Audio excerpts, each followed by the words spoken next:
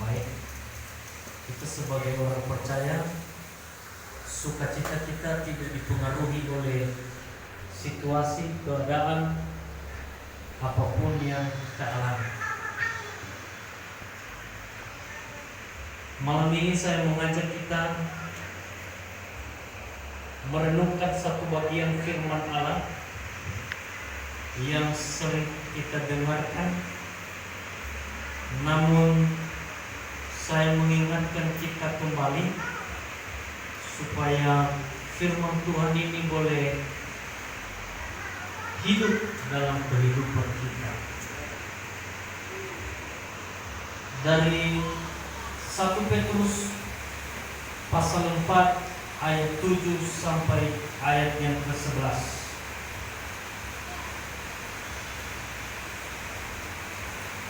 1 Petrus pasal 4 ayat 7 sampai 11 dengan judul perikop yang disediakan oleh LI Hidup Orang Kristen. Kita baca silih berganti. Saya mulai terlebih dahulu, kemudian Bapak Ibu Saudara, dan di ayat 11 kita bersama-sama. Sudah dapat semua? Amin. Kita mulai. Kesudahan segala sesuatu sudah dekat. Karena itu kuasailah dirimu dan jadilah tenang supaya kamu dapat berdoa. Tetapi yang pertama, seorang akan cari yang lain, sebab kasih menutupi banyak sekali dosa. Berilah tumpangan seorang akan yang lain dengan tidak bersungut-sungut.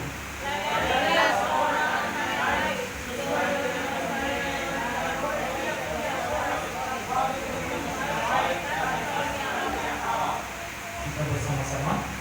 Jika ada orang yang berbicara, baiklah ia berbicara sebagai orang yang menyampaikan firman Allah.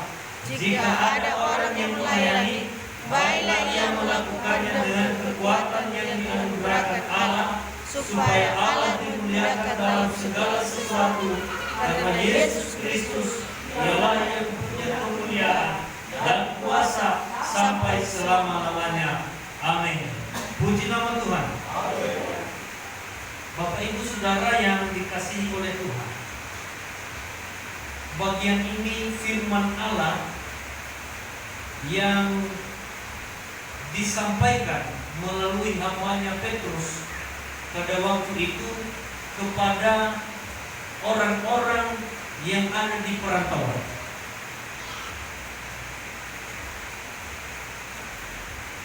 Allah memberikan pesan kepada orang-orang yang sedang berada di perantauan pada waktu itu, supaya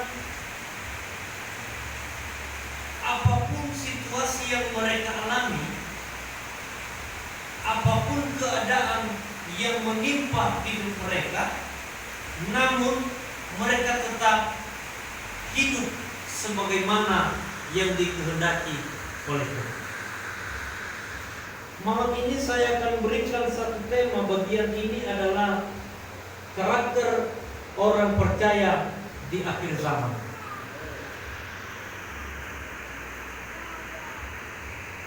Bagian ini kalau kita melihat ada keterangan penulis bahwa kesudahan segala sesuatu sudah dekat. Ada banyak para penafsir bahwa ini adalah akhir dari segala sesuatu, itu adalah kedatangan Tuhan Yesus yang kedua kali. Tentu kalau kita melihat nubuatan-nubuatan tentang akhir zaman, bahkan keadaan tidak semakin baik. Keadaan semakin memburuk.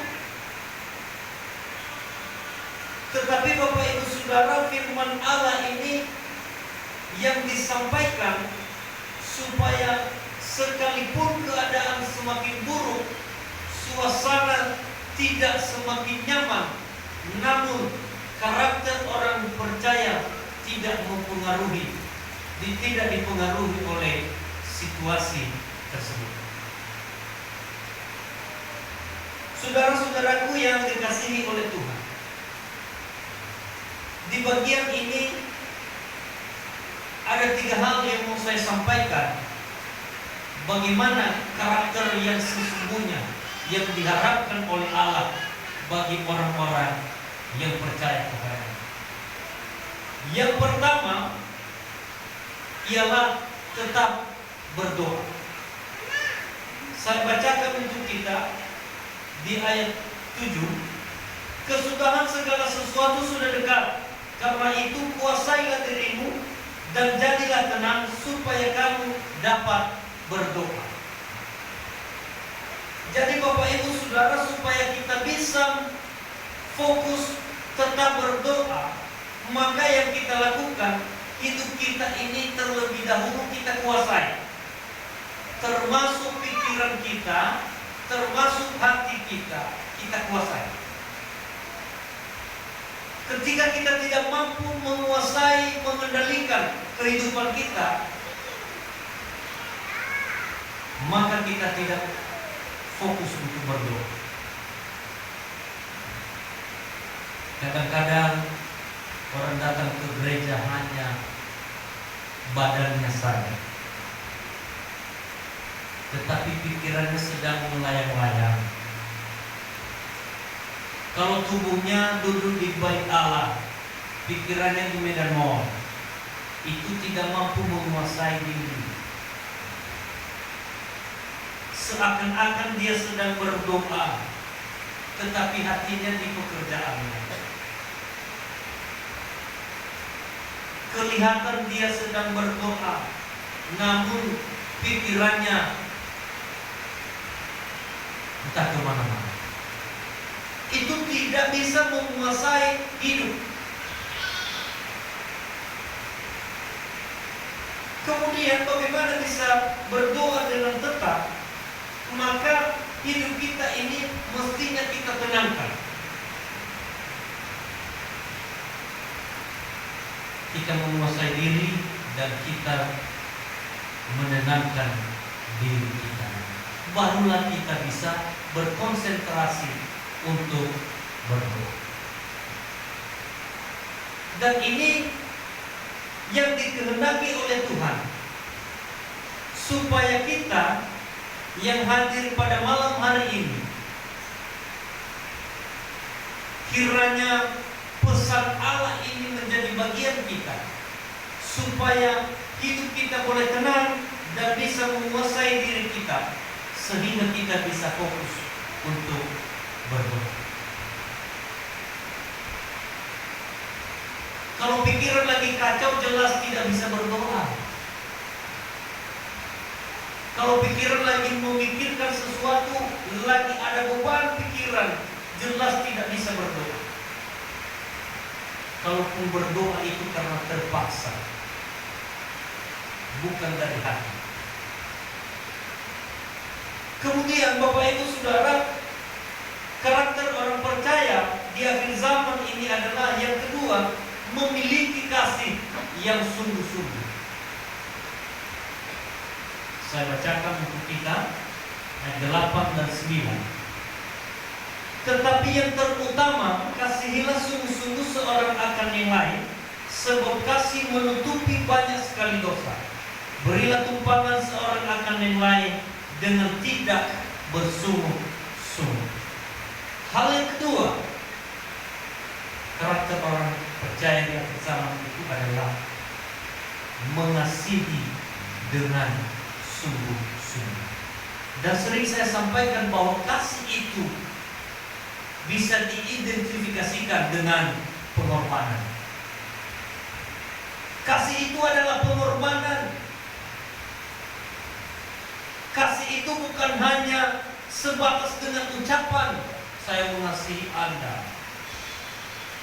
Kasih bukan hanya seperti itu, bukan hanya sebatas kata-kata, ungkapan belaka. Itu bukan kasih. Kasih dibuktikan dari prakteknya. Apa prakteknya?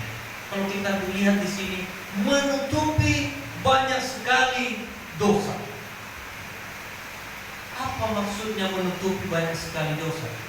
Menutupi, lawan kata daripada menutupi adalah membongkar. Contohnya kalau ada seseorang saudara kita yang berbuat salah terhadap kita, kalau kita sudah memaafkan dia, maka jangan kita ceritakan dari barat sampai ke timur kesalahannya. Itu membongkar kesalahan. Apalagi sekarang kita viralkan di medsos. Itu sudah bukan perbuatan kasih, Bapak Ibu Saudara. Kasih itu menutupi banyak sekali dosa. Itu adalah menutupi, itu adalah pengorbanan, dan itu adalah bagian kasih. Dan itu tidak akan terjadi ketika kita belum memiliki kasih yang sungguh-sungguh. Kalau di sini firman Allah berkata kasih yang sungguh-sungguh, berarti ada kasih yang pura-pura.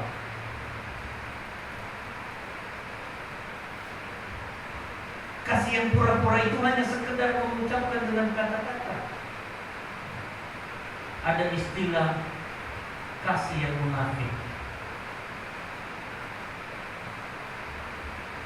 Kasih, Bapak Ibu Saudara, telah didemonstrasikan oleh Yesus di atas kayu salib.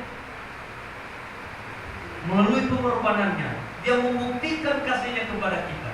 Dan hendaknya di akhir zaman ini, kita sebagai orang percaya, karakter kita adalah memiliki kasih yang sungguh-sungguh. Jangan kasih yang pura-pura. Ingat, tindakan kasih adalah menutupi banyak sekali dosa. Kita semua yang ada di tempat ini bukan malaikat. Bapak Gembala manusia biasa, dia pasti ada salahnya. Kami hamba-hamba Tuhan pasti ada kekurangan kami. Demikian Bapak Ibu Saudara dan Saudari punya kekurangan. Mari, karena kita sudah memiliki kasih, kita buktikan kita menutupi banyak kesalahan saudara-saudara kita. Menutupi bukan kompromi. Itu mesti kita garis bawah. Menutupi dosa tidak sama dengan kompromi dengan dosa. Kompromi dengan dosa, kita sama-sama merancang dosa tersebut. Tetapi menutupi, kita tidak menyebarkan kesalahan orang lain. Kalau hal itu kita lakukan, maka itu membuktikan kita sudah memiliki kasih yang sungguh-sungguh. Kemudian membuktikan kasih itu adalah ayat 8. Ayat 9. Berilah tumpangan seorang akan yang lain dengan tidak bersungut-sungut. Bagaimana memahami ini? Bapak Ibu, saya sampaikan, ini bagian ini jangan kita pahami secara literal. Kalau mau beri tumpangan kepada seorang dengan yang lain, kita kewalahan. Jangankan satu Indonesia ini kita beri tumpangan, satu Jerman ini mungkin rumah kita tidak muat. Tetapi bagian ini berkata, berilah tumpangan, itu maksudnya menerima orang lain apa adanya. Menerima orang lain apa adanya ialah tidak membeda-bedakan orang lain. Tidak memilah-milah, oh ini cantik, oh saya bergaul ini. Oh ini ganteng, ini kurus, saya nggak mau bergaul dengan orang ini. Tidak seperti itu. Apapun keadaan orang, kita bisa menerimanya. Oh ini sering banyak kekurangan orang ini, saya tidak mau bergaul. Kalau orang yang seperti itu, dia masih belum memiliki kasih yang sungguh-sungguh. Karena kasih yang sungguh-sungguh dibuktikan, dia mampu menerima orang lain apa adanya. Dia mampu menerima keadaan orang lain sehat maupun sakit, gemuk atau kurus, kaya atau miskin, mampu dia menerima keadaan itu. Itulah orang yang sudah memiliki kasih yang sungguh-sungguh. Kedua hal itu Bapak Ibu Saudara adalah pengorbanan. Makanya saya sampaikan bahwa kasih itu adalah pengorbanan. Kemudian yang terakhir, karakter orang percaya di akhir zaman adalah ayat 10 sampai 11. Saya bacakan untuk kita. Layanilah seorang akan yang lain sesuai dengan karunia yang telah diperoleh tiap-tiap orang sebagai pengurus yang baik dari kasih karunia Allah. Jika ada orang yang berbicara, baiklah ia berbicara sebagai orang yang menyampaikan firman Allah. Jika ada orang yang melayani, baiklah ia melakukannya dengan kekuatan yang dianugerahkan Allah, supaya Allah dimuliakan dalam segala sesuatu, karena Yesus Kristus ialah yang mempunyai kemuliaan dan kuasa sampai selama-lamanya. Amin. Hal yang ketiga, melayani berdasarkan karunia yang diberikan oleh Allah. Di bagian ini Bapak Ibu Saudara, di hal yang terakhir ini mengajak kita semua yang percaya kepada Yesus terus melayani. Ingat, berdasarkan karunia yang kita peroleh daripada Tuhan. Jangan karena kemauan kita, jangan karena kita mencari nama. Saya mau sampaikan bagi kita, pelayanan itu bukan jabatan, tetapi pengabdian. Sekali lagi, pelayanan bukan jabatan, tapi pengabdian kita kepada Tuhan. Bapak Ibu Saudara melayani, saya melayani, itu adalah salah satu sebagai ucapan syukur saya kepada Tuhan. Bukan cari nama. Dan ingat Bapak Ibu Saudara, kalau kita melayani berdasarkan kemampuan yang dianugerahkan oleh Allah. Contohnya karunia bagi saya berkhotbah. Saya paksakan saya harus main musik. Bagaimana saya bisa main musik? Volume keyboard aja nggak tahu. Kan bukan memuliakan Tuhan jadinya. Saya paksakan saya jadi pemimpin puji-pujian yang suara saya suara keliling. Sudah tahu suara keliling? Suara yang keras itu yang saya ikuti. Bagaimana itu bisa memuliakan nama Tuhan? Kita harus tahu talenta apa yang ada dalam diri kita, karunia apa yang kita peroleh, dan kiranya karunia kita itu menjadi kemuliaan bagi nama Tuhan, bukan kemuliaan kita. Jangan kita yang dipuji, oh hebat kali Bapak itu. Itu bukan dia lagi. Lewat pelayanan kita, lewat karunia yang kita salurkan, hasilnya adalah membawa kemuliaan bagi nama Tuhan. Bapak Ibu yang dikasihi oleh Tuhan, malam ini Tuhan mengajak kita untuk terus melayani Tuhan berdasarkan karunia yang ada pada kita. Jangan segan-segan, layanilah Tuhan, karena itu adalah ucapan syukur kita kepada Tuhan. Karena kasih Tuhan kita tidak mampu membalasnya. Kiranya melalui itulah, melalui melayani berdasarkan karunia. Kalau kita melihat di bagian yang lain, karunia-karunia itu jangan kita kubur, mestinya kita lipat gandakan. Sehingga ketika Tuhan Yesus datang, Dia menemukan kita sudah menghasilkan buah yang berlipat ganda. Kiranya Bapak Ibu Saudara yang dikasihi oleh Tuhan, kiranya malam ini dengan kita mendengarkan firman Allah ini, sehingga keadaan kita menjadi orang yang teguh, karena karakter orang percaya di akhir zaman ini ada banyak di luar sana yang berubah keadaan. Namun malam ini kita boleh konsisten dengan firman Allah, sehingga supaya karakter kita ingat kembali, supaya kita bisa laksanakan bahwa karakter orang percaya adalah yang pertama tetap berdoa dan memiliki kasih yang sungguh-sungguh, dan yang ketiga tetap melayani berdasarkan karunia yang kita peroleh daripada Tuhan. Puji Tuhan.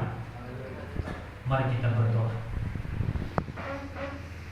Terima kasih Tuhan buat firman-Mu malam ini yang mengajarkan kami, mengingatkan kami bahwa kami orang percaya kepadamu.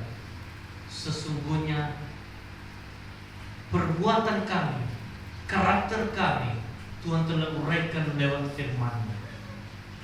Tuhan Yesus, meteraikan firman dalam hidup kami, sehingga kami boleh melakukannya dalam hidup kami hari ke hari. Tolong kami Tuhan, mampukan kami, beri kami kekuatan Tuhan, dan ampuni kami kelalaian kami selama ini. Jikalau kadangkala karakter kami tidak sesuai dengan yang Tuhan maksudkan, kadangkala kami melenceng dari apa yang Tuhan tetapkan sebagai kami orang percaya kepada Tuhan. Ampuni kami, dan kiranya Engkau menolong kami sehingga firman-Mu ini boleh berbuah dalam kehidupan kami.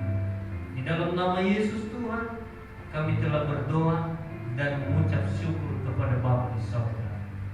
Amin.